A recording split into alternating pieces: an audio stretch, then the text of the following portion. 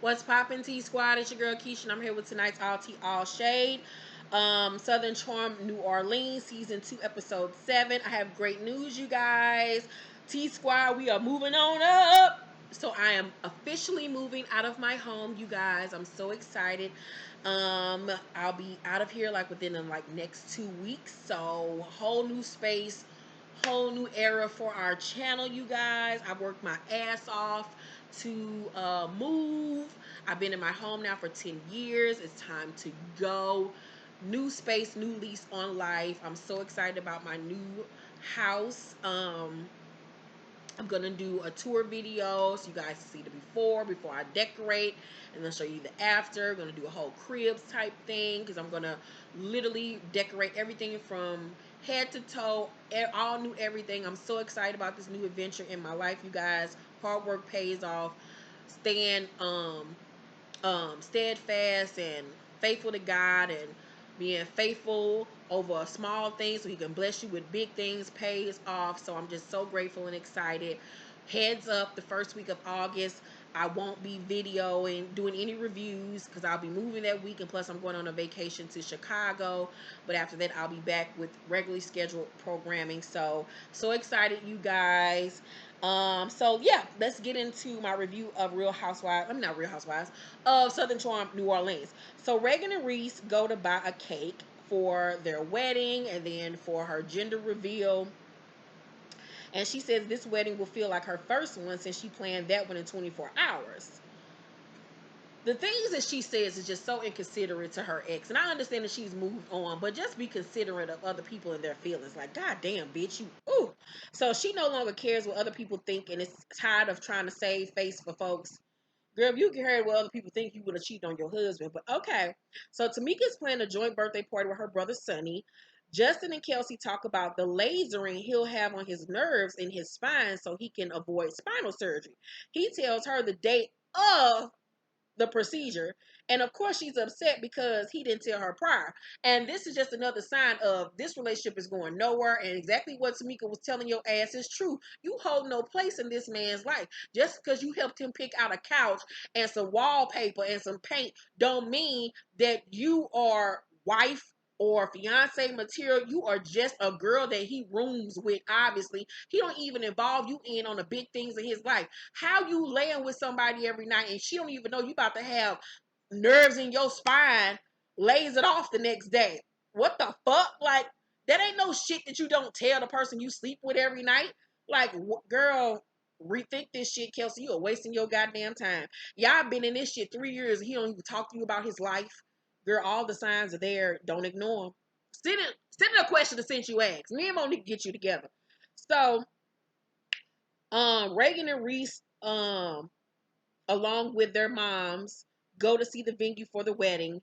It's 3 weeks after their engagement, so she is trying to really rush this thing before she starts showing, because her parent and his parents want to make sure that this baby don't come into the world, I guess, being what is that? Being illegitimate? I don't know what that's called. Like, who still trips off having a baby before wedlock? Girl, this ain't 1942. So Reese's mama, Miss Michelle, who looks like a butch queen, you can't tell me that bitch don't eat pussy every night. That bitch likes fish, cod. She don't like catfish, she like cod. So Miss Michelle takes over the planet. She basically pushes Reagan ass out the way. She started making decisions. It's obvious who paying for this motherfucker. This Miss Michelle. Miss Michelle say this baby is gonna be legitimate when it's born. That's all that's to it. She is not about to have no illegitimate ass grandbaby. Meanwhile, Reagan mama just standing there looking pretty, smiling, because she ain't paying for shit. So Jeff realizes he acted an ass after the fashion show and goes see his therapist. He tells him about the divorce because he has not seen his therapist in a year. And he tells the therapist about his divorce and Reagan being engaged to someone else. And he says he didn't realize how much he loved her till he saw her with someone else. The therapist says they need a break from seeing each other. Jeff cries about all the loss he's had. He says he hasn't talked to his family in 2 years and that he misses them. And Reagan leaving him is just another loss for him. So he schedules another appointment with the therapist, and I hope that he really sees this thing through because he really does need the help to deal with his issues with drinking and feeling abandoned. He has. It's obvious that he's searching for love and acceptance, but he's doing it in the wrong ways. So Reagan goes dress shopping for her bridal gown, and is upset that Tamica isn't there, even though it was last minute. Now she excused Rachel not being there because Rachel got a bunch of kids or some shit. And then she excused Kelsey not being there because Kelsey's a nurse and she works all these crazy hours. But Tamica, she's upset with because I guess she didn't do whatever to come rushing to her aid. But you mad at Tamica when you have excluded your so-called best friend out of everything important in your life, but now that you want her to be your bridesmaid and be your gopher for the next couple of weeks, now you need her by your side. But it's the same woman you didn't tell that you was getting engaged to, you didn't tell you was getting pregnant to, you didn't even tell about the wedding for real, but now you want her to be by your side. You can't have it both ways, miss. No, it don't work that way. So no, I'm not about to drop everything to be next to you when I'm supposed to be your so-called best friend. You ain't even telling me shit. Girl, bye. So, it's the night of the birthday party, and we learned that Tamica's father died the day after her brother's birthday, which is a few days before her birthday, because her and her brother are born literally like 2 weeks apart or something like that. So when her father died, it made them super close to one another. Reagan speaks to Tamica, and she speaks, but someone calls. Okay, so they're at the party, and Reagan speaks to Tamica. She's like, "Hey, girl," and Tamica like, "Hey," and then somebody calls Tamica name, so she turns around and focuses on them. And Reagan kind of like standing there like, okay, that was kind of awkward. Like, why is she not talking to me? So she feels like Tamica brushed her off and wonders like, what has she done? And in her confessional, Tamica says, it's my birthday. I'm not trying to hear about her wedding. I ain't trying to talk about that wedding. We talk about that wedding every time I see her. This is not the Reagan show. Everything is not about Reagan, which I understand. This is my birthday party. I don't want to talk about your wedding tonight, girl. Can I have my moment, please? And you asked me to back up off of you. She clearly said, I need you to back up. So, bitch, I'm backing up. Which one do you want? So John asked Jeff how it went with the girl that he went on a date with. And he says that he think he's scared her because he got sloppy drunk and sloppy Jeff came out. Jeff says he's not drinking and working on things. And Rachel says that, to hold him down and be there for him, she's not going to drink that night as well because they're all really worried about him and they want to support him. So Tamica talks to Kelsey and says that, I care about her and that she's stronger than she thinks she is, but she overcompensates because she thinks she's not that strong. She said, I believe Kelsey is strong enough and cool enough for Justin. And in her confessional, she says she doesn't like to see a woman dictate her life around a guy.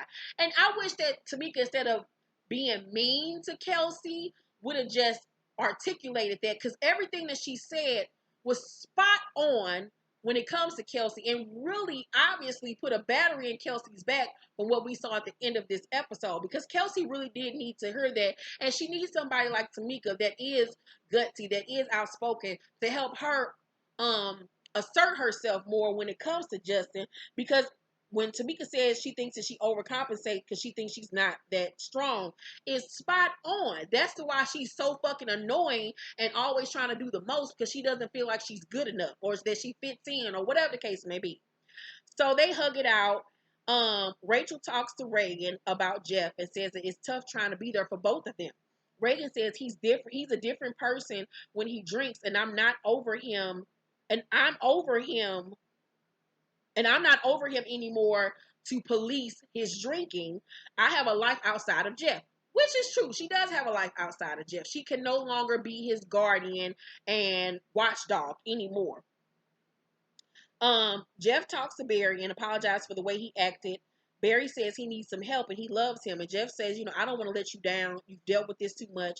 I have an ex-wife because of this. And I do think that Jeff's drinking and anger issues played a part in him and Reagan's demise. But I also feel like Reagan was never in it in the first place. Her heart always belonged to Reece. So the marriage was doomed from the start. Whether or not he drank or had anger issues, their marriage was not going to go anywhere because her feelings belonged to another man. So Um, Reagan says to Rachel, Jeff will do something because someone told him to. He'll do it once, then be like, look, I did it. And then nothing ever comes of it. I'm sad to see him still doing the things that made me leave, because me leaving should have been a wake-up call. Kelsey and Justin talk, and he tells her that he just left the doctor for his follow-up. She like, what'd he say? Justin say, it's actually a second opinion. She like, what? Why would you need a second opinion? He says, one of the doctors recommended I needed surgery. So she's like, why am I just not finding out? Why am I just not finding out about this? Just like I told her. She's like, no, you didn't. He was like, I did. Maybe you just didn't wasn't paying attention. She was like, so I'm just over here not remembering shit that you told me. Like, no. So she says, we don't talk about things that truly matters. I have no clue what's going on with your life. That's saying a mouthful. If you really feel like you've been with somebody 3 years, you live in a whole house with this man, and you feel like you don't know anything that's going on in his life, and that y'all just talk about surface level bullshit, but you want to marry him, girl, get your life. She says, what are the next steps in our life? And this goes back to what Tamica says. Why does everything have to be on Justin's term? Why you, this is the things that we as women often do. I know I've done this in the past. I refuse to do it now. Ask a man, what we gonna do? When are we gonna get married? When are you gonna say you love me? When are we gonna move it? Why is everything dependent on your ass? I want a marriage. I want to be engaged. If that ain't what you want, bye. I want to be married. You not asking me to marry me today? All right, it's done. End of discussion. Like, we as women got to stop putting everything in a man's hands and for him to dictate what goes on in our life and the moves that we make. No, ma'am. Pam. So Justin says, well, hopefully, we're still together, and I'm moving towards an engagement. And Kelsey like, moving towards an engagement. Nigga, I have moved in with your parents, helped you renovate this house. I've been doing this for 3 years, and this is still not enough for you to take the next step, because you giving him everything. Ain't no way in hell you as his girlfriend should have been living in the house with him and his goddamn mama while he got his place renovated. That was a sucker move for you. Ain't no way in hell I'm about to be living with some man and his mama then while he got his goddamn house renovated. You have given him everything that a wife would give him, so why the fuck would he put a ring on your finger? He has everything he wants from you. Why give you that commitment when he doesn't obviously have to do much to get you to do everything for him? So just to say, I'm still having a hard time. I don't know why I just can't do it. You can't do it because you don't love her like that. Anytime you laying next to a bitch, you can't even tell her about you having laser on your spine the next day. You're not that invested. She's just a warm body for you to lay up next to and somebody for you to nut up in. Other than that, Kelsey don't mean that much to you at all. You're not in love with her. You're not. She is just a girl that you like spending time with at this point. And she's a convenience to you, because she doesn't ask too much of you. Kelsey said, I fought for this relationship, and you're just like, you don't know. I need to know I'm not wasting my time. Girl, once again, the signs is there. You already know you wasting your time. Get it together, sis. Too old for this. So my review of Southern Charm New Orleans, I give tonight's episode a B+. It was really good tonight. I'm really enjoying this season. They're bringing it. Let's talk down below. Let me know what you think. Make sure to thumbs up this video, like, and subscribe, and I will see you guys on the next video. Bye.